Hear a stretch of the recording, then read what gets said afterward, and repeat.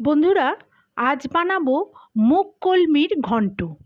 প্রথমে কড়াতে 2 চামচ সর্ষের তেল দিয়ে তাতে 5 ফোড়ন আর 4টে কাঁচা লঙ্কা ফোড়ন দিয়ে একটা বড় আলু ডুমো করে কেটে 2 মিনিট ভাজতে হবে। এরপরে দিতে হবে 1 ঘন্টা জলে ভেজানো, তারপরে জল ঝরানো মুগ ডাল। ভালো করে মুগ ডালটা আলুর সঙ্গে ভেজে নিয়ে দিতে হবে একটা বড় টমেটো কুচি।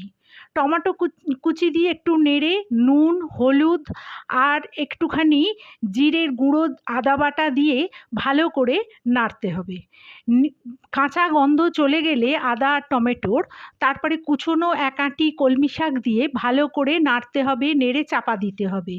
কলমি শাক থেকে জল বেরিয়ে ক্রমে আলু, কলমি শাক আর মুগ ডাল সেদ্ধ হয়ে যাবে।